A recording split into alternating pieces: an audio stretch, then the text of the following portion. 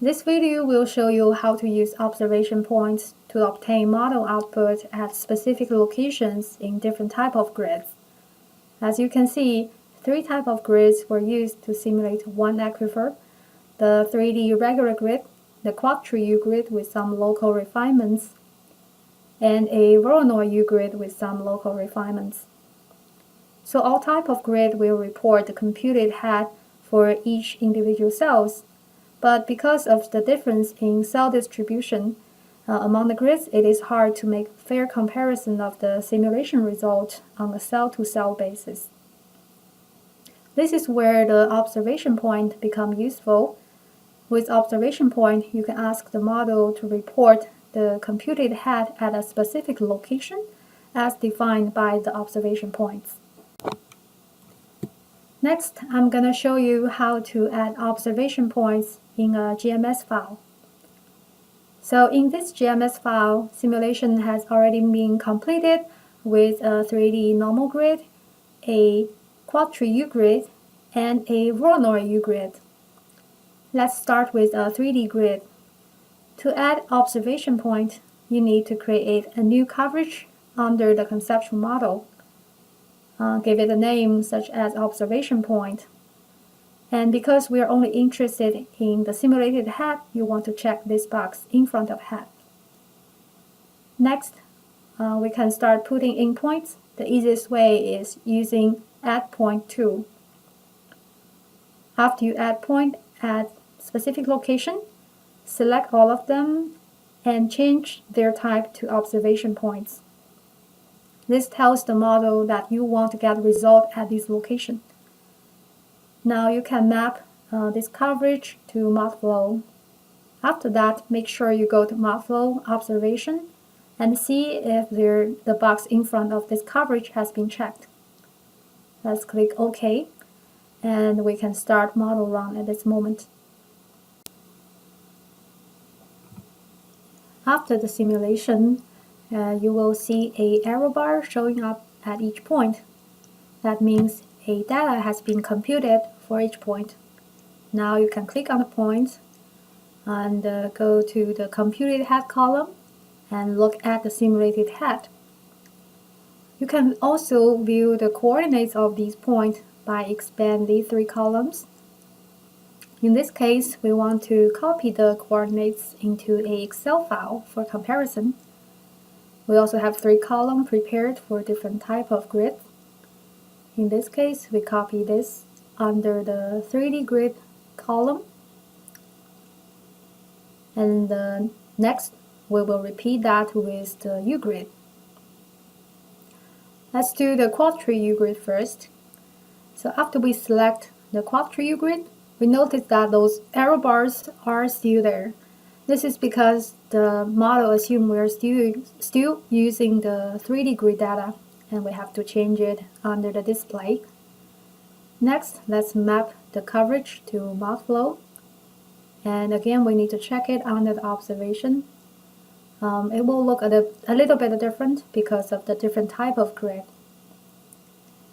Then we go ahead and run the model.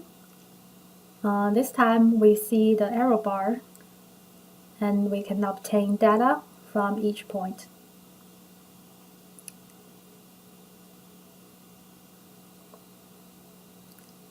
The results between 3D and quad-tree look very similar, which is what we have expected. Next, let's do it with the Voronoi grid. I first map the coverage, then we check it under the observation. So you basically don't need to do anything in this step, but if you don't open this observation package, sometimes the model won't recognize these points. Now the simulation has been finished. We can copy the computed head into the 3rd column under Voronoi grid, and we get a very similar result with the other type of grids. So I just show you how to put in random observation point. If you already know where you want to put in the observation point, and if you have a a list of wells with the specified coordinates, you can directly import that list of points. So here is a preset Excel file with a list of points and the specified XYZ coordinates. We select the whole table, including the heading. Go to the observation point, right-click, paste. And then enter this data import window. You can see that the heading is already recognized. You want to change the data type to observation point and click OK. So the points have been imported. Next, let's change the point type to observation point.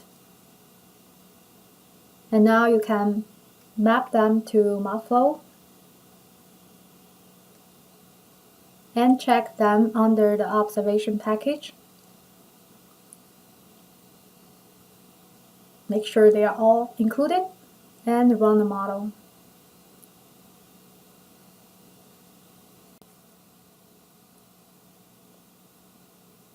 So when the simulation is completed, you should be able to see these error bars again, meaning data has been generated at these points. Now you can copy the computed head to the Excel file under the corresponding column. And you can repeat the same work for the other two types of grids for comparison.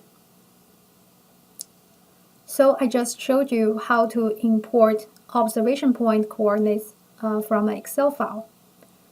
What if you just want to look at a cross-section of interest, but you don't have specific coordinates associated with this cross-section? You can try compute that in Excel, but that's going to be tedious. An easier way is to have GMS interpret the coordinates of points along this cross-section for you. So here we're putting a new coverage called cross-section. We create an arc by connecting these two refinement points. To see the arc better, we hide the background first. Then we select arc, right-click, redistribute vertices. This brings up the dialog. The vertices is about 1200 feet long, so let's use 100 feet as interval. If you want to further refine the vertices distribution along this arc, you can put in a point. This point will break the arc into two arcs. Each can be edited separately. So for this arc, we would like to use 50 feet as interval.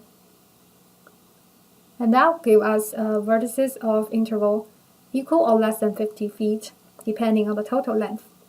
We can also manually put in more vertices using the Add Vertices tool. With all the vertices created, now we want to obtain their coordinates for observation point generation. GMS does not allow us to get the coordinates for all vertices all together, so we want to convert them all into nodes. With nodes, we can select them all, open an attribute table, and all the coordinate information will be included in this table. So here we copy the coordinates into an Excel file. We assign ID to each point. And then we select this table, including the heading. Go to the observation point coverage, right-click, and import these coordinates just as what we did before. And make sure you select observation point as the point type. So this shows you how to create points along a cross-section. After that, we just repeat what we did previously. We make all the points observation point.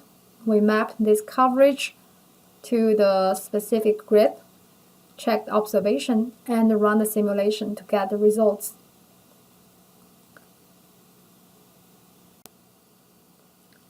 So this concludes this video. This video shows you how to use observation points to obtain results at specific locations. 3 different methods were introduced: manually adding points, using a datasheet, or using an arc. Things to pay special attention to are, after you map the coverage, make sure you check the observation dialog. After you run the simulation, Make sure the correct grid type is selected under Display option.